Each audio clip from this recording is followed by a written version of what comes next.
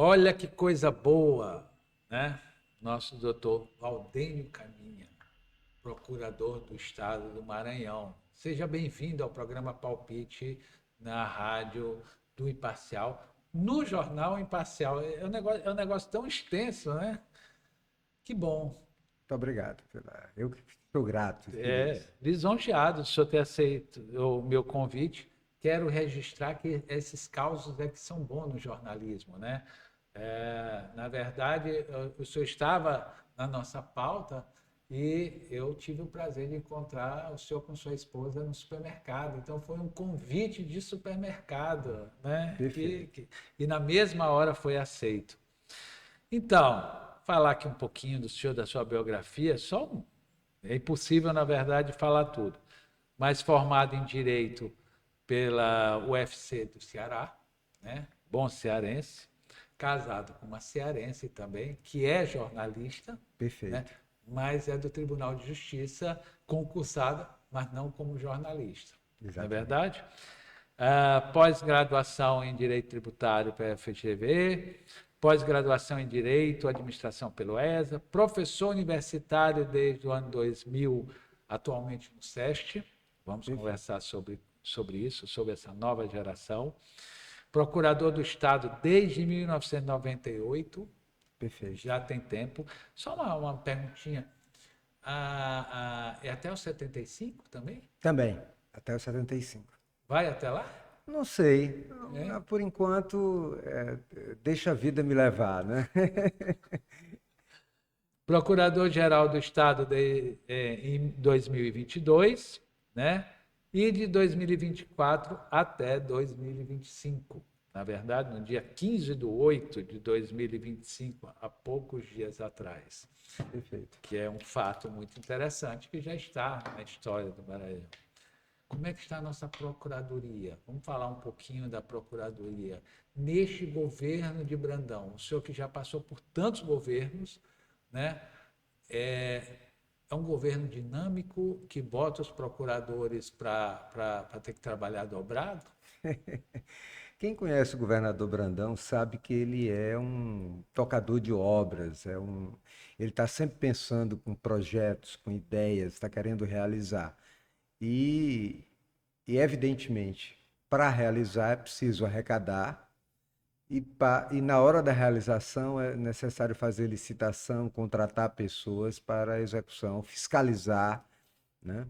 E ele tem tido um cuidado muito grande. Como a quantidade de obras e de realizações e de programas realizados pelo governo Brandão cresceram em relação aos governos anteriores, com certeza a Procuradoria foi mais demandada, é mais demandada hoje. E o governador sempre com uma atenção muito especial, porque todo o período que eu estive com ele, diretamente, assessorando diretamente, ele sempre dizia: eu quero fazer o correto, né? Eu quero fazer. E isso combinava muito com aquilo que eu ensino em sala de aula aos meus alunos, né? Porque eu digo: olha, o papel do administrador, do gestor público e do advogado público é fazer valer a vontade política. Então, quando alguém chega e diz: eu quero fazer isso, sempre é possível fazer. Talvez não seja possível fazer do jeito que ele quer, mas é possível fazer de uma outra forma para fazer correto, Que deu um amparo legal. que dê o amparo legal. Então, o governador sempre perguntava como é que deve ser feito, como é o correto para fazer a vontade política. Então, eu tive uma relação durante esse período que estive à frente da Procuradoria-Geral muito boa com ele, porque ele foi de uma generosidade comigo fantástica. Ou seja, sempre me ouviu bastante, sempre prestigiou bastante a Procuradoria-Geral do Estado. Isso é importante, né? Tanto que a gente não vê Ministério Público, Tribunal de Contas, tanto se cria polêmica, porque, na verdade, doutor Caminha, eu vou falar uma leitura política, o senhor não precisa nem comentar se não quiser. Na verdade, para nós que acompanhamos a política há 40 e tantos anos, né, este é um dos governos que menos se permitiu governar, né? A questão é que o Brandão é uma pessoa resiliente, né? Porque um homem que tem. Eu recebi um relatório, ele tem 3.500 obras. Eu fiquei espantado. Não por causa do Brandão, mas por causa do pouco tempo que existe, né, para tanta obra. E eu imagino para aparecer e amparar todas essas obras não é brincadeira, né? Porque nós sabemos, eu já tive a ocasião de trabalhar 2 vezes com o Brandão, junto com ele, não para ele, mas junto com ele, e o Brandão é uma pessoa, como a gente chama lá no interior, é um caboclo de um sertanejo de ouvido aberto, tu tá entendendo? Então, assim, tudo que as pessoas falam para ele para escutar, né? E eu já assisti em muitas ocasiões, né, as pessoas do povo chegar para ele e falar, olha, tem tal coisa que é interessante e tal, ou empresários parar e falar com ele e tudo mais, olha, nós queremos fazer isso, mas não podemos fazer porque está parado isso aqui e tudo mais. E interessante que ele não fala para a assessoria dele assim, olha, anota isso aí, não. A assessoria dele já está anotando porque sabe que ele tem uma memória privilegiada. Mas é bom saber que ele é uma pessoa que prima, né, pelo respeito ao amparo legal, porque é um grande problema dos procuradores, né, é quando isso não acontece. É verdade? Perfeito. Mas me diga uma coisa aqui, só olhando aqui. Ah, o volume hoje em relação à quantidade de procuradores é compatível? Não, nós temos vários cargos vagos, né? Nós temos um problema remuneratório, evidente, apesar de todas as iniciativas e toda a disposição do governo, porque tem outras procuradorias que oferecem, no Brasil, que oferecem remuneração melhor do que nós oferecemos, e às vezes a gente perde algumas inteligências para outras procuradorias, né? O governador estava atento com relação a isso. Antes de sair, mandei até um projeto de lei para que ele analisasse, deve estar em análise, né, na equipe dele. E também a Secretaria de Administração estava trabalhando na realização de um novo concurso para o Estado. Mas, quando eu cheguei no Maranhão,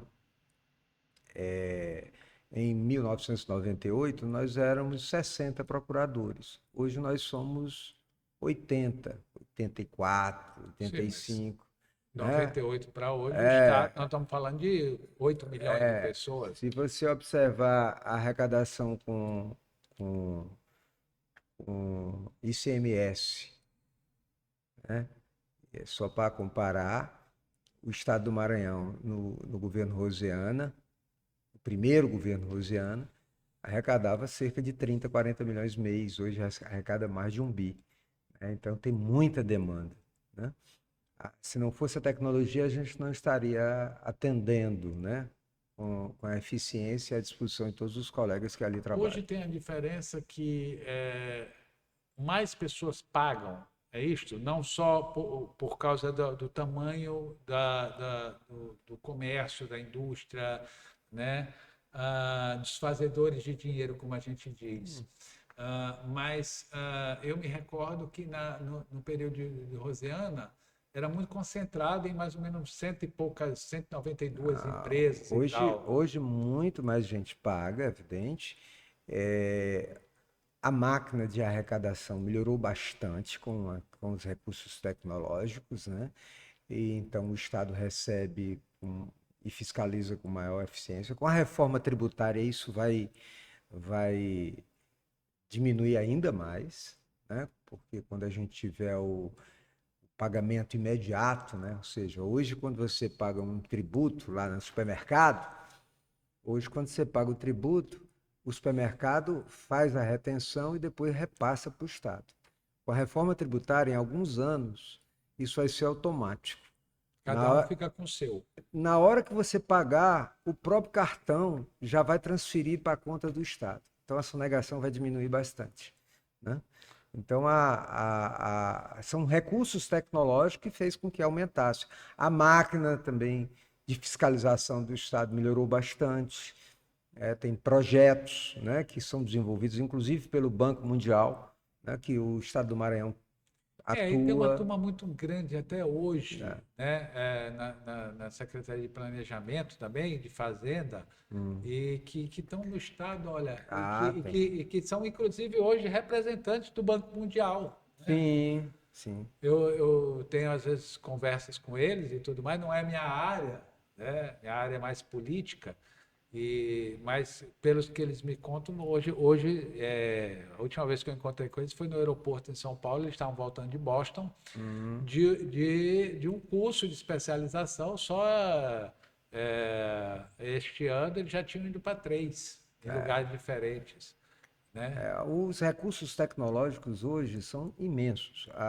A Procuradoria também, esse ano, nós conseguimos colocar no Profisco, né, que é desse programa que vem recursos, né, do Banco Mundial. A gente está implementando a inteligência artificial, né, o órgão está fazendo isso. Hoje se usa para parecer a inteligência artificial ou é Se proibido usa, isso? não é proibido. O que não pode vamos dizer assim, não preservar a fonte, né? Ou seja, mas tanto no Poder Judiciário como nos escritórios de advogados e também nas procuradorias já está se utilizando da inteligência artificial. E tem um detalhe que não sei lá na área de vocês do direito, mas aqui na área de jornalismo a gente sabe na hora quando, quando é o Iazinho que está trabalhando, entendeu? Inclusive me mandam muito isso, né, para às vezes dar um retoque e tudo mais, para ver se fica uma coisa mais humanizada, entendeu? Porque a inteligência artificial é um algoritmo, né? Consequentemente, comete erros, né? Sim. E pode ser induzida a cometer erros. Então, o fato de você se utilizar da inteligência artificial não vai excluir de alguns atores a releitura, a compreensão, as Essa é a questão. modificações. É copiado de alguém. É, Não é uma máquina que está sozinha criando. Porque aí, na perfeito. hora que criar, está todo mundo demitido, né? Nós vamos... Mas eu tinha um professor na universidade que ele dizia que todos os filmes futuristas, serão realizados. além de serem concretizados, eles traduzem que algumas profissões elas não deixarão de existir. E ele citava como exemplo a do juiz e do jornalista, né, do profissional do direito. Porque sempre é um trabalho É uma de leitura, criação. e Você é não uma vai. leitura muito Muito pessoal. pessoal, Muito né? pessoal. Você tem que aplicar muito da sensibilidade para até entender, né? Principalmente para não cometer o erro. Porque, não sei no direito, mas no jornalismo esse perigo é muito grande, entendeu? Emocional, né? Militâncias, Hum, né? Que é um assunto que nós vamos tocar aqui também, tanto a militância da imprensa como a inteligência da justiça, mas eu concordo. Eu acho que o olhar do jornalista, o olhar do juiz, né? Não só do juiz, não mas só do direito, do do profissional composto do todo, direito. né? Tudo mais, porque normalmente o jornalista está após, né? É Ou porque. então é o que faz a denúncia, Exato. né? É a parte mais perigosa. A parte de você analisar o julgamento cabe muitos recursos, como vocês dizem, né? Então, assim, né? Mas vamos fazer uma leitura aqui, porque eu sei que o senhor, como professor, né, não só está lhe dando conteúdo, mas está formando pessoas, verdade? E é fundamental que a gente consiga entender, né, que essa nova geração que está vindo aí está vindo num período de tamanha complexidade que talvez nós não podíamos imaginar que nós íamos chegar. né, a isso novamente, que essa espiral ia ficar de novo nesse formato para baixo, né? A gente estava indo até muito bem na evolução do mundo. Essa coisa da militância, né, dentro do judiciário que a gente assiste hoje, em reparo a todo esse ataque, né, não é assustador? Nós temos o ataque político, né? Fascismo, nazismo, tem tudo que você quiser escolher, né? Então, para inventar, inclusive, uma nova modalidade. Né? Como nós temos também na imprensa. Como é que o senhor lida isso junto com os seus alunos, né? No sentido de que se mais precisa resistência hoje, né, do que às vezes eu notava saber.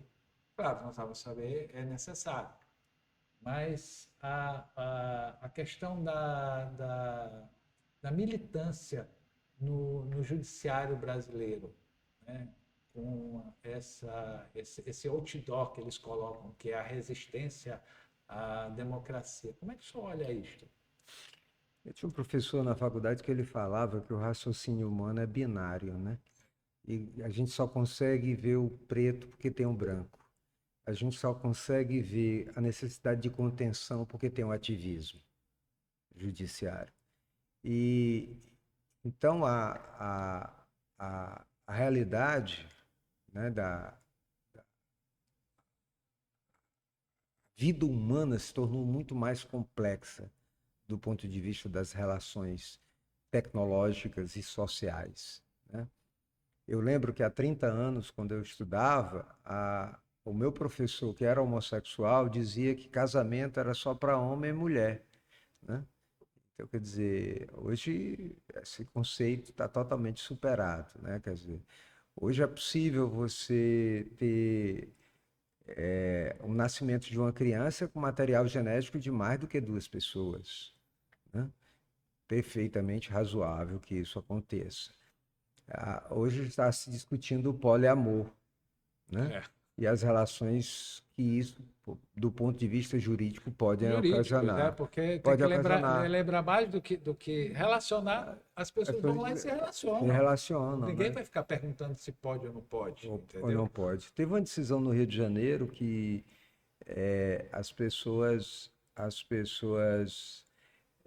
um casal passou a conviver com uma terceira pessoa e depois ela entrou com um pedido de pensão e foi atendida pelo Poder Judiciário porque quando a relação se esvaiu, ou seja, quando se extinguiu.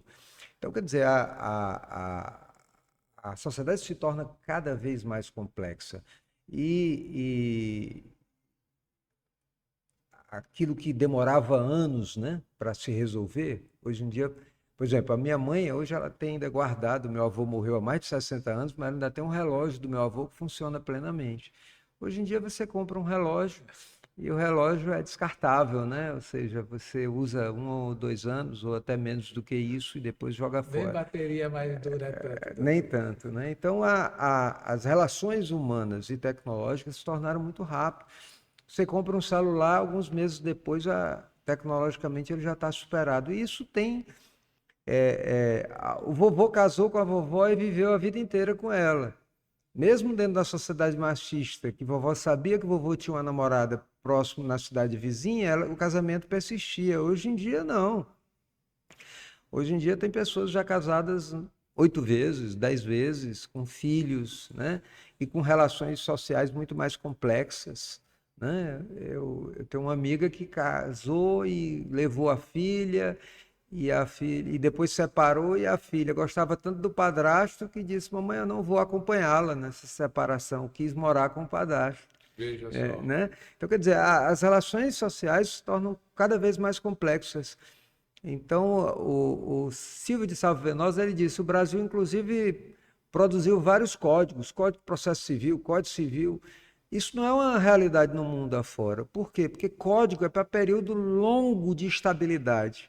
E nós não estamos vivendo esse Nós momento. somos um país de golpes. Perfeito. Nós estamos Então, politicamente falando, né? Nós temos uma república totalmente retalhada.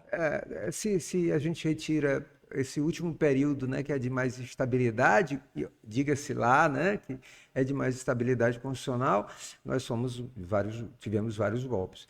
Então, mas chegando à conclusão que eu queria lhe dizer, então, se você não tem a necessidade de modificar uma legislação a todo momento, em razão da mudança das relações sociais, da mudança tecnológica, você precisa ter um parlamento bem mais estável, coisa que nós não temos, e como nós não tivemos isso, o Poder Judiciário passou a ter um protagonismo muito grande. Né? Isso lhe assusta? Ele me assusta, porque me assusta e me incomoda. Né? No seu caso, nem se discute. Deixa eu explicar aqui por que eu estou perguntando isso ao doutor Caminha. Para nossa surpresa, eu digo para nossa porque todas as pessoas que nós conversamos até hoje do direito não só ficaram indignados, como revoltados, que tem uma diferença muito ampla. Né? O pessoal da imprensa, mesmo a turma mais a conservadora, entendeu? Até hoje não consegue entender a decisão do ministro Alexandre de Moraes, né, em lhe afastar da Procuradoria-Geral, porque simplesmente não foi, e já tinha sido, se eu não me engano, né, pessoas que eram parentes do governador, pessoas de confiança do governador, diga-se de passagem. Na realidade... Só para lembrar o caso aqui. A situação é, no mínimo, absurda. Mas deixa eu lhe contar, foram um caso de 2 pessoas que foram afastadas pelo ministro Alexandre de Moraes. A decisão estava cumprida desde janeiro, né? Ou seja, elas já não participavam. Eu não tive nenhuma participação, porque não era responsável pela exoneração nem pela nomeação. Né? E o mais surpreendente, esse pedido é de fevereiro de 2025, e depois que eu entrei com um pedido em um outro processo no Supremo Tribunal Federal, que é da relatoria do ministro Flávio Dino, né, em que eu aleguei a suspeição dele para atuar no caso das ações aqui relacionadas ao Tribunal de Contas do Estado, 2 dias depois da petição ter sido dada entrada, né, o ministro Alexandre de Moraes concedeu a liminar me afastando do cargo. Quer dizer, uma decisão que eu fiz um pedido de reconsideração até hoje, não foi apreciado. Né? Não há prazo. Não há prazo. Né? Ou seja, isso que a gente precisa fazer uma leitura. A Associação Nacional dos Procuradores peticionou pedindo para que ele levasse essa decisão ao colegiado. Eu não acredito que vai ser levada, sinceramente. O governo Brandão deve acabar em dezembro de 2026, ou abril, se ele optar para sair do cargo, né? Eu acho que essa ação vai ser extinta, porque é uma ação que trata especificamente, sem que seja submetida ao pleno do Supremo Tribunal Federal, né? E sem nenhum julgamento pelo órgão colegiado. Né? Então, eu entendo perfeitamente o que ocorreu, eu lamento, né? Eu acho que não é o bom direito que isso ocorra. Né? Eu não encontrei, pode ser que uma outra pessoa tenha concordado com a decisão, mas eu desconheço até adversários meus, né, que felizmente eu não tenho inimigos, me ligaram para prestar solidariedade, ou seja, para dizer que a decisão era um absurdo. Né? Mas, até porque, como advogado, Isso que eu queria entender. o meu papel, eu nunca fiz uma crítica pública ao Poder Judiciário. A nada, a ninguém. A ninguém. A ninguém. Eu fiz uma petição nos autos de um processo, uma petição com toda a respeitabilidade, uma petição substancial, né? Complexa, crítica, dura, mas eu jamais imaginei, ainda mais vindo da Suprema Corte, que a reação em relação ao advogado que atua, né, seria dada dessa Vamos só forma, né? explicar, porque senão muita gente não vai entender. O senhor está falando como advogado, mas o procurador é um O advogado do procurador. Estado. Exatamente. Entendeu? Então, só para explicar, porque muitas vezes eu escrevo e as pessoas dizem assim, mas o procurador não é mais advogado. Ele disse, não, o procurador... Procurador é um nome mais sofisticado para Advogado, dizer que ele é advogado mas do Estado. Do Estado. Mas Né? só para O concluir, juiz é que deixa de ser, o Ministério Público é importante entender. nós continuamos Continuam advogados. com a carteira da Com OAB. a carteira da OAB, tudo. Tem que, depois que se aposenta, renovar. Não, porque já estamos com a carteira. A OAB, como é que se comportou nesse negócio? Eu achei muito fraco, doutor, me permita. Eu tive com o presidente da OAB, doutor Caio Saraiva, aqui do Conselho Seccional. A OAB emitiu uma nota de repúdio. Nós publicamos. Né? E estive também com o presidente do Conselho Federal, Beto Simonetti. Né? E até coincidentemente, no dia que eu fui conversar com o Beto Simonetti, ele pegou e disse, fica aqui porque a gente vai dar uma medalha Raimundo Faoro ao ministro Barroso. Era importante que tu estivesse também. Eu disse, tudo bem, fiquei para a solenidade. E o ministro Barroso, quando da solenidade, ele fez algumas considerações que eu reputo importantíssimas, porque ele diz, quem diverge de mim, quem discorda, não é meu inimigo. Né? Ou seja, quem tem uma posição contrária não é meu inimigo. Não é todos os ministros que pensam assim. É verdade. Tanto que o Barroso desistiu. E eu achei interessante quando ele disse isso, e ele disse, olha, em todos os lugares do mundo em que a Suprema Corte enfrentou o populismo autoritário, leia-se que ele chama de populismo autoritário, o bolsonarismo, né? Ela foi derrotada. Foi derrotada, e ele citou 4 exemplos. Foi derrotado na Turquia, foi derrotado na Polônia, foi derrotado na Venezuela e foi derrotado na Nicarágua. Então, é de se lamentar que esse protagonismo... Ele esqueceu o Brasil, não em 60 depois do AI-5? Eu acho que faltou. Ele falou nesse momento... Nós tivemos o Supremo, foi capacho da ditadura militar. Sim. Entendeu?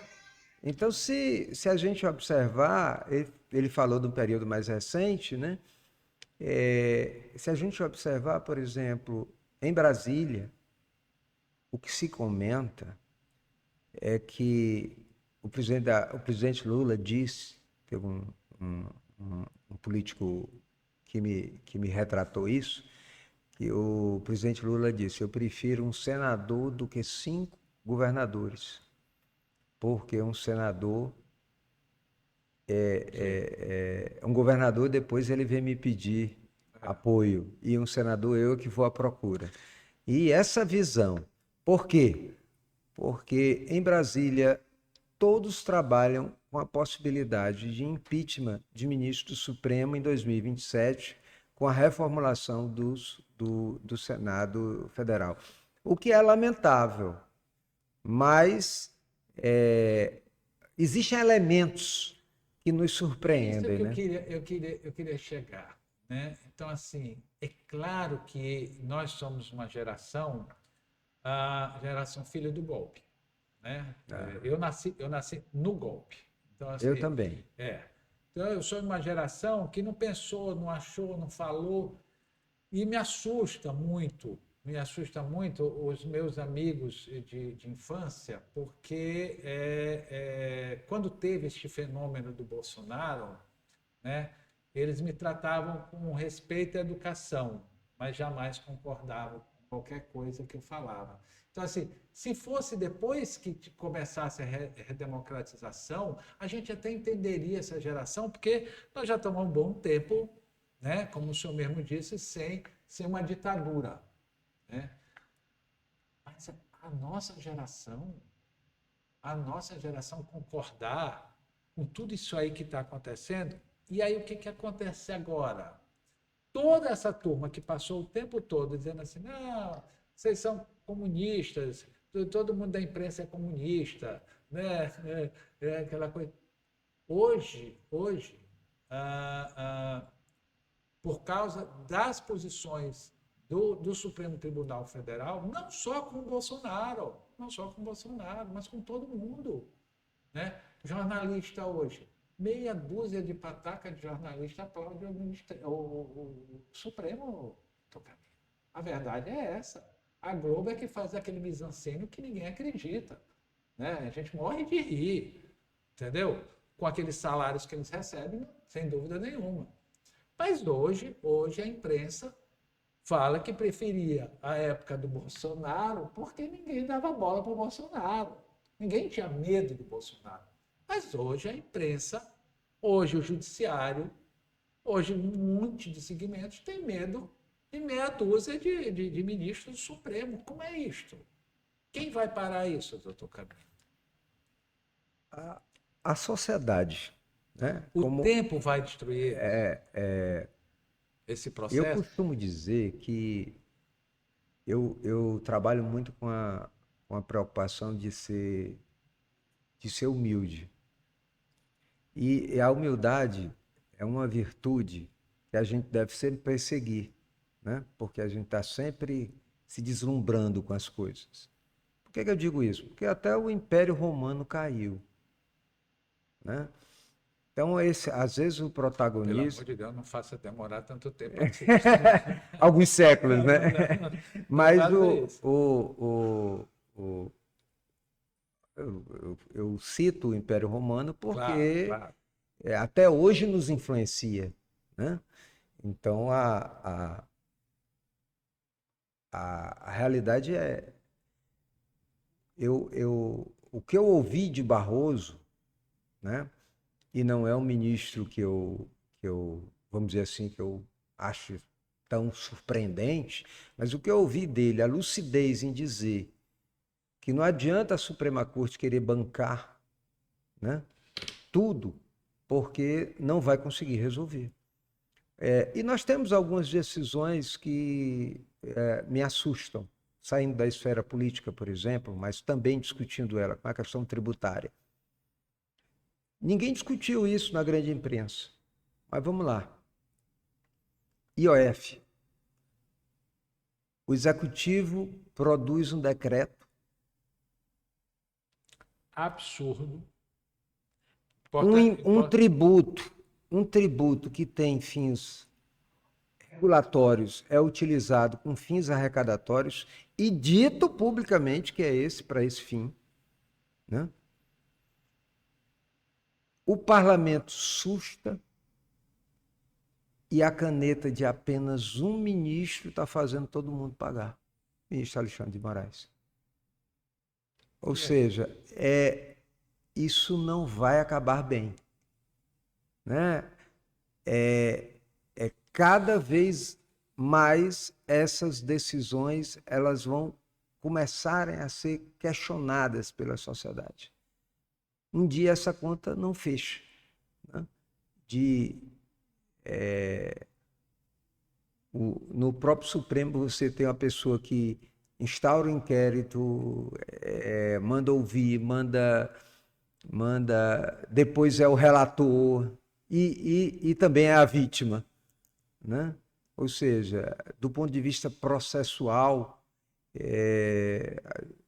há um certo desaprendizado, né? eu queria discutir uma palavra chamada impedimento com o senhor. Essa semana, se eu não me recordo, a gente escreve tanta coisa que a gente escreve. Eu fiz uma notinha do palpite, né, que hoje o pessoal diz que prefere as notinhas do palpite do que os editoriais da coluna à parte, entendeu? Ou do clã. E eu coloquei alguns fatores do ministro maranhense do Supremo, que é uma sumidade, né? Eu reconheço que é uma sumidade. Inclusive trabalhei durante anos para que não como um homem de imprensa, mas como um homem de marketing político, para que chegasse a governador do Maranhão, né? Confesso, eu também gosto de escrever. Pois não. Mas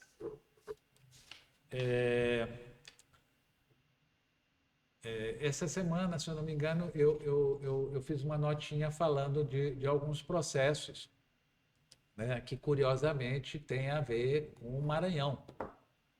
E me assusta muito, né? Sinceramente, não só me incomoda, mais do que me incomoda, me assusta, porque se não há esse discernimento, né, como é que nós vamos estar protegidos? Tanto a imprensa como quem contesta, verdade?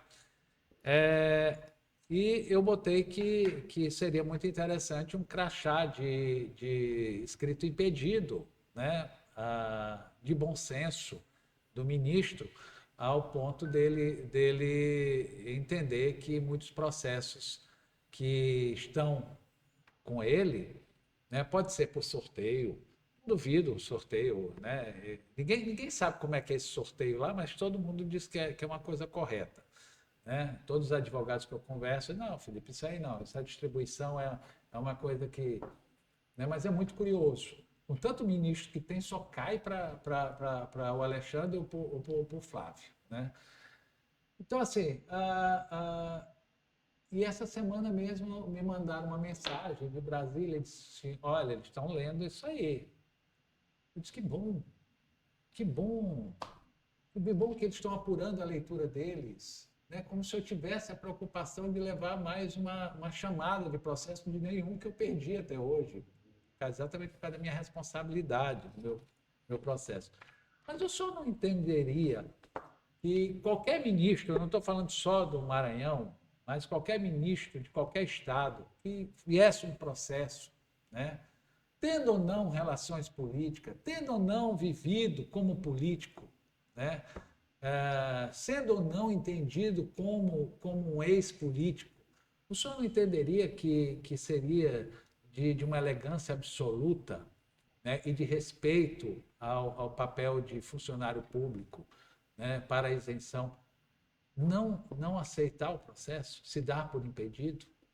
Né? Qual é o conceito de se dar impedido no judiciário? Porque na imprensa a gente entende, mas o que é hoje, nessa militância jurídica que nós estamos vivendo, se dar por impedido? Antes de lhe responder essa Se pergunta, for muito complicado e não quiser responder, não, fique à vontade, doutor. não, eu respondo, não tem nenhuma complicação. Primeiro, sem nenhum desprestígio dos últimos ministros que foram nomeados, os critérios de nomeação para o ministério, no STF, eles não necessariamente passam hoje pela qualificação técnica. O critério é político, fundamentalmente político. Né?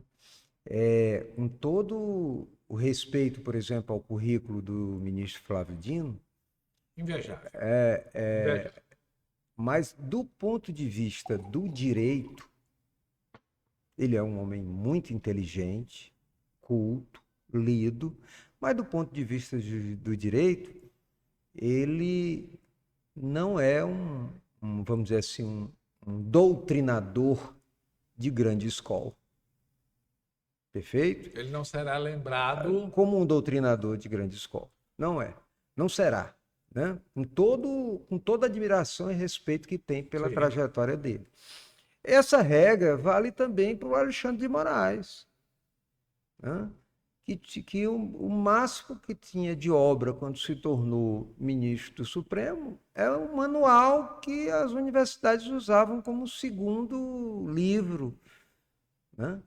Um resumo que era professor de também. direito constitucional. Ainda é professor. Direito constitucional. Mesma regra se diga do André Mendonça e do Nunes Marques, né?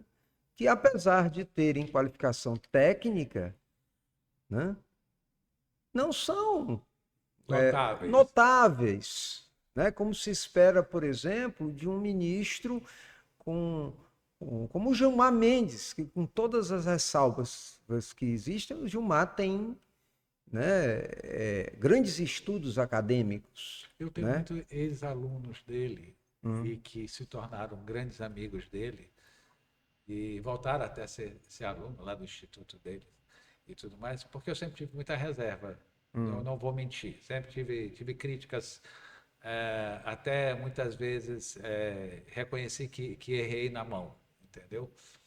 Mas todo mundo diz, Felipe, não adianta porque o cara escuta Deus e o mundo. Ele não faz nada só pela cabeça ou pela vontade dele. Claro, faz, né? Como também fez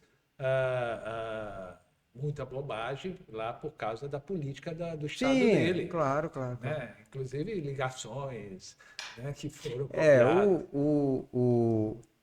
a mesma regra você pode aplicar para o Zanin, Sim. né? Para o Flávio Dino e agora, supostamente, para o Jorge Messias, né? Ou seja, nenhum deles está sendo levado ou foi levado, independente do presidente, né? Você vê que eu estou falando dos ministros que entraram aí depois, desde o presidente Temer, né? Nenhum deles foi levado pela competência ou Sim. técnica, mas sim fundamentalmente do ponto de A vista relação. político. A gente poderia até fazer uma brincadeira, né? Enquanto o Bolsonaro se vangloriou de ter levado um terrivelmente evangélico, o Lula levou um terrivelmente comunista, né? Não Ele, escondeu. ele não escondeu isso, da alegria de estar levando E o um Jorge comunista é petista, nossa conhecido, né? senhora. Ele não é de militância, ele é de sangue, né? Então, eu tive recentemente uma jornada aqui, na jornada que nós fizemos em 2024, é a jornada jurídica, e o pessoal diz que o Supremo ele tende a ter um papel de terceira câmara, revisora, e cumprir muito mais um papel político na atualidade, né? E os doutrinadores vieram aqui no Maranhão e disseram, olha, se vocês querem ser ministros do Supremo, não vão estudar, não. Vão fazer política. Isso são palavras de grandes doutrinadores. Porque a escolha tem sido cada vez mais política e o papel que tem sido cumprido no Supremo tem sido cada vez mais político. O senhor acha que o prazo deveria mudar? Veja, por exemplo, ação direta de inconstitucionalidade em que o ministro do Supremo marca audiência de conciliação. Me parece um tanto quanto um absurdo, né? Porque eu estou discutindo a norma em abstrato. Eu vou conciliar com quem? Vamos explicar para as Né? pessoas entenderem. O papel do Supremo é dizer, sim, isso aqui é constitucional, isso aqui não é constitucional. Ele faz tanto pelo controle abstrato, que é analisar a norma abstratamente, Tá? como o controle em concreto a nível de recurso extraordinário. Decifrando o abstrato com o concreto, para as O pessoas concreto entenderem. tem um conflito entre duas pessoas. Pronto. O abstrato eu só discuto a norma em função da Constituição. Eu não tenho um conflito entre A ou B. Né? Então, no controle abstrato, eu marco audiência de conciliação. Que não é o papel. Não há sentido. Aí você tem, por exemplo, emendas. Marca uma reunião com os vários ministros e as casas legislativas para discutir um acordo sobre emenda parlamentar. A gente não via isso no passado. Né? O Supremo faz isso hoje. E faz isso à luz. Eu me lembrei o que foi as claras. Todos nós assistimos. Eu me lembrei para não ir lá olhar o que era a nota, que a gente esquece que a gente escreve. Foi essa coisa, uma das coisas foi que ele determinou, eu nunca tinha visto isso na minha vida, determinou que fizesse propaganda sobre o papel das emendas, sobre as emendas e tal. É ministro Supremo que manda isso ou é a Constituição, é a regulamentação? Qual é o limite da discricionariedade da autoridade administrativa? Onde é que eu estou? Eu não tenho problema nenhum, mas e aí? É ruim? Não, não é que é ruim. Mas será que não tem outras coisas para ser feita? Não é O um. ministro Alexandre de Moraes hoje decide quem vai no aniversário de 15 anos da filha do Bolsonaro. É meio que complicado, né, isso acontecer, mas Inclusive o filho já vai compensar cumprir pena, né? Eu queria. Mas aí deixa eu terminar e Sim, falar para eu não vi que o dizer que senhor eu anotou fugi muita da coisa prova, ali. não fugi da pergunta. Eu adoto aquela regra básica. A mulher de César não precisa ser só honesta, ela precisa demonstrar, parecer honesta, certo? Quando nós fomos conversar com o ministro Barroso sobre a atuação do ministro Flávio Dino nas ações diretas de inconstitucionalidade, o ministro Barroso fez a seguinte pergunta: e ele está atuando em processos que envolvem o Maranhão? Tá, Essa pergunta deixa foi eu do fazer o ministro registro Barroso. aqui, porque senão Então, a gente vai perder o registro. Essa conversa foi que estava presente o governador, a presidente da Assembleia, o senhor e o senador Everton Rocha. exatamente, Eram os quatro. exatamente. E o Daniel. Não estava, Não, o Daniel não não foi. foi. Não, perdão. O Daniel foi outra situação. Perdão. O senhor achou que o ministro Barroso estava constrangido? Foi ele que fez a pergunta quando nós dissemos que nós fomos até ele e colocamos, pedimos que ele, como presidente da Corte, intermediasse. A gente não queria entrar com recurso. Aí ele disse: não, entre com recurso. A gente queria que isso fosse intermediado, né? Que é E, uma situação normal dentro do tribunal? é, bom, Ou é uma coisa de é bom porque senso? O Supremo ele tem um problema sério com relação a impedimentos e suspeição. Diferente da, do restante da magistratura, que tem um controle de um tribunal, É, como o Supremo não tem controle, que era onde eu e queria chegar. principalmente quando ele julga questões abstratas, né? Isso fica muito a cargo de cada ministro. O Supremo não tem tradição de reconhecer a, a, a, vamos dizer assim, seja Os equívocos. os impedimentos e suspeições Os existentes. equívocos. Ele não tem costume, ele geralmente atua. Apesar de que você tem algumas decisões de alguns ministros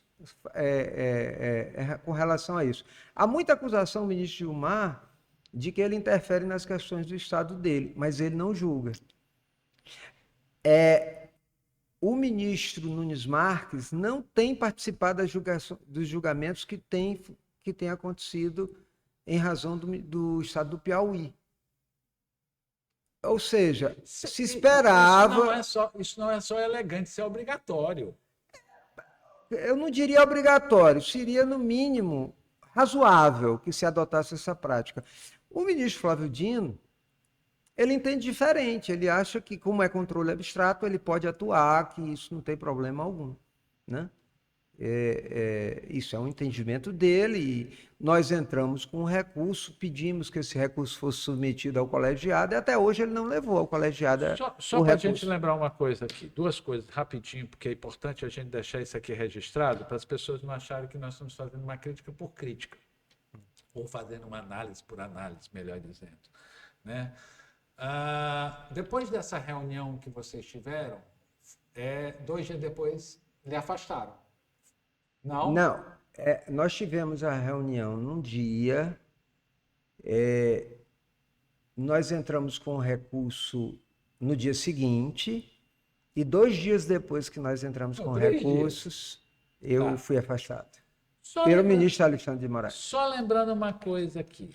2 funcionários, 2 empregados, porque chamam funcionário, eu acho de uma delicadeza chamar funcionário. Eu já trabalhei no Estado e eu entendo que eu sou empregado. Eu não sei qual é o erro de É uma ser. terminologia constitucional, né? A Constituição usou Tá. servidor. Vamos dizer que nós somos diferentes, não é certo? Certo. 2 funcionários, 2 servidores que estão hoje no gabinete do ministro, né, foram pegos né, transferindo informações. Posso colocar dessa forma? Pode. É a forma correta? Né? Se não for, o senhor, por favor, me ajude. E curiosamente, esses dois funcionários continuam, pelo que nós estamos sabendo, continuam no gabinete do ministro Flávio Continua, Dino, continua. né? E fizeram mais de 100 coletas, é isto? Com a senha que eles tinham. Porque eles são da Procuradoria, não é isso? E quando eles saíram de lá, não houve o cuidado de cancelar, né? Até porque ninguém imaginar que alguém que um dia pode voltar de novo para o seu cargo de origem, né? E aí? Não vai acontecer nada? Bem, deixa eu só lhe esclarecer o que é que ocorreu. Em, em fevereiro de 2025, o Partido Solidariedade, na época dirigido aqui no Maranhão pelo deputado Otalino Neto, pediu o meu afastamento em fevereiro. A decisão só saiu em agosto, mas eles pediram em fevereiro. Por causa da história dos funcionários parentes. Aí o que que acontece? Exatamente, tudo no mesmo processo, né? E eu não sou nem parte no processo. Quando o que é que ocorre? Quando nós olhamos a petição, eu e a minha equipe, que foi juntado pelo Solidariedade no processo, nós verificamos que eles pegaram informações sensíveis da Procuradoria. Melhore os sensíveis, doutor, porque o público precisa É porque é entender. diferente de sigiloso, Tá. né? Mas é sensível. E aí o que é que ocorre? Mas seria Chamei. sigiloso se não fosse tirado por um funcionário da casa. Exatamente. Então é sigiloso. Me permita. E eu pedi à Agência de Tecnologia de Informação os dados e foram levantados no sistema e eu identifiquei que no dia que antecedeu ao meu pedido de afastamento, quem tinha consultado os dados eram os assessores do ministro Flávio Dino, Que são que são procuradores do Estado, de carreira. misericórdia. E eu encaminhei ofício ao ministro Alexandre de Moraes desde fevereiro pedindo que investigasse. Até hoje ele não decidiu, certo? E eu encaminhei para a Polícia Federal e para o Ministério Público Federal para abrirem inquérito para averiguar o que está ocorrendo. Até hoje eu não tenho informação de que tenha sido apurado, porque eu não tenho certeza. Eu só tenho... Quem poderia chegar a uma conclusão de que se houve ou não crime é o Ministério Público, é a Polícia Federal, é o próprio... Um dia desse o ministro mandou para apurar se dois ex-conselheiros, já de quase 75 anos, o Washington e o César. O César tem um problema cerebral gravíssimo. De saúde, né? De saúde, muito sério, né? E o Washington não aguentava mais ficar lá, porque o Washington gosta de fazer política, entendeu? E já estava com quase 75 anos de idade. Ou seja, aqui no Maranhão, o conselheiro é obrigado a ficar até os 75 anos de idade, porque o Supremo Tribunal Federal exige isso? Não, porque nós precisamos levar isso também no humor, porque não é possível uma coisa dessa. Se amanhã eu não quiser mais ficar no imparcial, o Supremo também vai resolver que eu tenho que ficar. O que vai acontecer? O que aconteceu? Eu fiz a representação ao ministro Alexandre de Moraes, desde fevereiro, juntei a documentação, pedi para ele, até hoje não despachou. E o senhor ainda acredita? Não acredito, eu não acredito. O senhor se preocupa nisso? Nenhum, eu não me preocupo, porque... Algo mais eles podem lhe atingir? Não. Eu espero que não, né? Eu espero que não, porque no Estado Democrático de Direito eu creio que não. Mas eu não fico remoendo claro. as coisas. Imagina. Então, o que acontece? Eu fiz a minha parte, eu cumpri a minha obrigação. Eu nem olho esse processo para saber se eles mandaram investigar, se mandaram, não mandaram. O meu papel está feito, né? Eu pedi várias audiências ao ministro Flávio Dino. Nunca me recebeu para conversar sobre esses assessores. Eu fui a Brasília e insisti com o gabinete dele para a chefe de gabinete me recebeu, né, junto com assessores, né? E eu disse o que eu queria falar com ele, disse que era gravíssimo, nunca fui recebido, né? Ou seja, eu suponho que os assessores dele Claro. tenham informado a eles e tenham registrado os vários pedidos de audiência no gabinete dele, feitos por e-mail, feitos por telefone, né? E que nunca foram atendidos. Ele nunca me recebeu para tratar deste assunto, né? E os assessores continuam lá, né? Eu vou fazer um registro para o senhor faça a leitura se quiser, né? Essa turma que está na oposição agora, né, que todos somos conhecidos, todos nós já entrevistamos, todos nós conhecemos, né? Alguns até nós votamos, né, por Sim, coincidência, amigo de família. Maranhão não é tão grande assim como todo mundo pensa, nós ainda somos muito provincianos, né? Igual lá no Ceará, todo mundo se conhece no Ceará.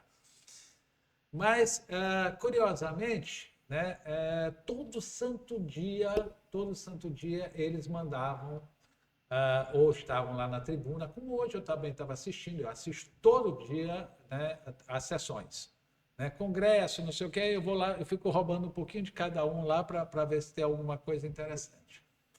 Mas todo santo dia a oposição dinista, né, nós temos que chamar dinista porque eles usam todo dia o nome de Flávio Dino. Isso é uma loucura, se a gente parar para pensar. Mas eles todo dia diziam que o governador Carlos Brandão ia cair. Nós íamos, consultávamos o Ministério Público Federal, Polícia Federal, para saber se tinha algum processo, STJ, que é lá que se julga governador, não é no Supremo Tribunal Federal, o senhor concorda comigo? perfeito. Tá certo. Não existe um processo que possa levar a inclusive, agora, há pouco tempo atrás, né, apareceu uma advogada mineira, né, Clara Alcântara e tudo mais, que foi descoberta, inclusive, agora que forjaram um documento da Cinfra, que isso é uma coisa gravíssima. Isso era para estar gente presa, entendeu? Eu não entendi por que não tem gente presa, mas a gente fica esperando para ver qual é a reação ou não, né? Porque tem isso também no judiciário, como tem em todos os três poderes. Então. Mas dentro desse processo todo, né, nos assusta porque nós estamos vivendo uma coisa assim que ninguém está nem aí. Não existe nós somos da época do fio de bigode. É importante explicar para as pessoas o que era fio de bigode. Nossos pais eram da geração do fio de bigode, quer dizer, eram homens honrados, né? Homens que seguiam a lei, homens que ficavam indignados com a questão. O que vai dar, porque nós já estamos aqui, doutor, há mais de uma hora e se a gente deixar, a gente vai embora, Ah, né? Porque é uma conversa generosa. poxa. O que vai dar isso tudo? Onde é que nós vamos parar? Qual é a estabilidade que a gente pode ter na sua leitura de procurador, na sua leitura de professor, na sua leitura de advogado? Qual é a leitura que nós podemos ter, ou como jornalista, ou como leitor, ou como eleitor, entendeu? Ou como cidadão, né? Porque essa coisa de cidadão comum é ótimo, né? O cidadão é o empregador de todo mundo e chamam ele de cidadão comum. Onde é que nós vamos parar? Acabou a lei nesse país porque tem mais de 100 pedidos de impeachment lá para os ministros, nenhum ajudado. Já para lá. Tem mais de 100 pedidos para o presidente da República, nenhum os presidentes da Câmara e do Congresso botam para julgar, deixa para lá. E aí? Eu, Adianta ter lei? eu, eu faria algumas reflexões. A primeira reflexão que eu faço primeiro, eu tenho vários amigos que são bolsonaristas, até porque eu sou de classe média, né? Mas, historicamente, eu nunca voltei no bolsonarismo, né?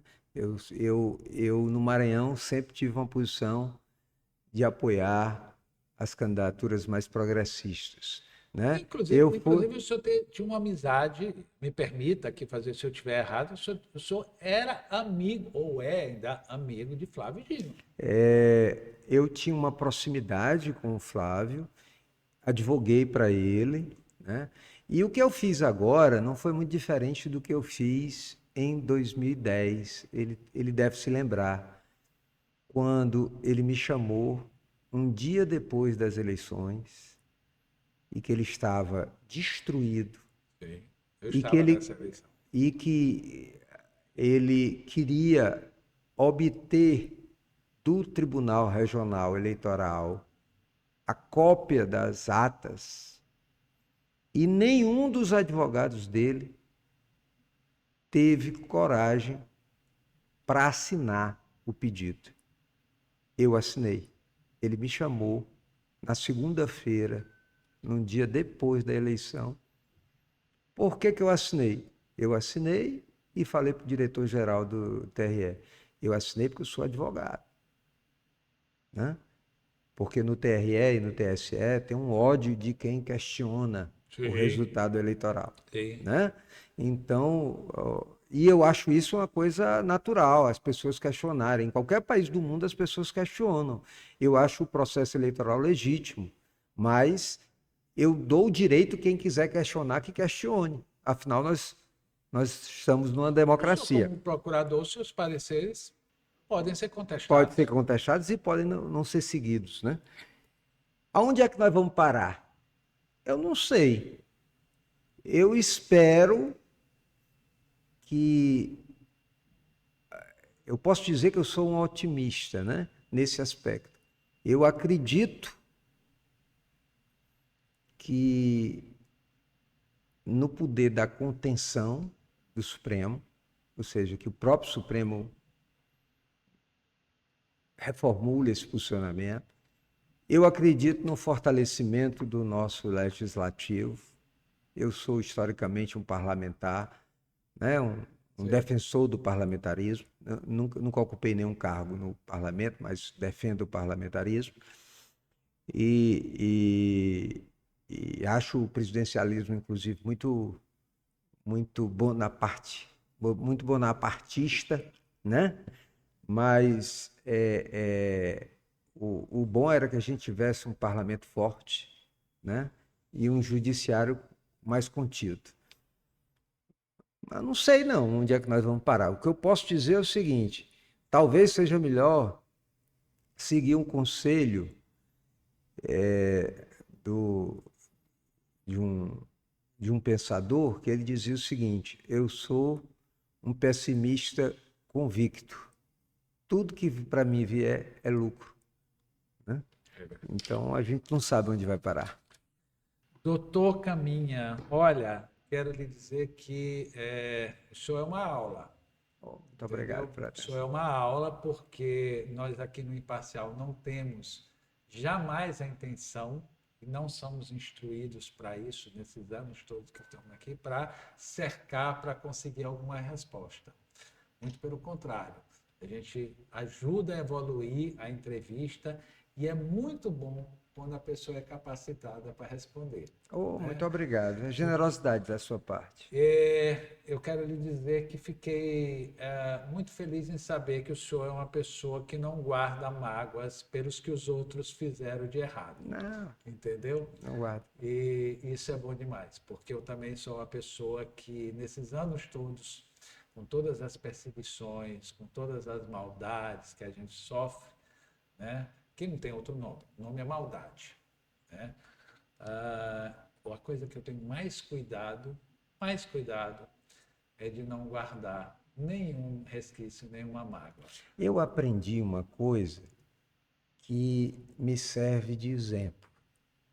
E isso aí eu aprendi pelo convívio com a minha mulher, né? Às vezes a pessoa pega e diz assim: você, você vai deixar aquele projeto, você saiu da Procuradoria. E eu me lembro de Jô Soares, quando ele disse, a vida feliz fora da Globo, E né? provou. Né? E Não provou é e isso? voltou, né? Então, às vezes você sai de um projeto desse, aparece outro, ou agora estou aprendendo a tocar violão, entendeu? Nossa, Já que aos bom. 60 anos de idade, quer dizer, vou fortalecer o meu inglês, vou me preocupar continuar dando a minha contribuição à Procuradoria-Geral do Estado até quando eu puder ou quiser, porque eu já posso me aposentar. Então, quer dizer, a vida feliz fora desse imbróglio. É É isso que a gente verdade. precisa trabalhar. E tem uma coisa, doutor Valdênio Caminha já está na história do Maranhão e da Justiça. Muito obrigado por Eu que lhe estar agradeço. aqui na Rádio do Imparcial, no programa do Palpite, né? Sem dúvida nenhuma, a sua entrevista vai estar presente em todos os processos. Queria agradecer aqui a Josi, queria agradecer aqui o nosso grande jornalista, porque ele é grande mesmo, né? Em todos os aspectos, né? Gregory Polon, né, que nos auxilia aqui de uma forma impecável, tem uma leitura, um texto, né, muito bom, e sempre está aqui presente nessas entrevistas, inclusive ajudando a conduzir o processo. Obrigado pela sua presença. Eu que agradeço. Um grande abraço.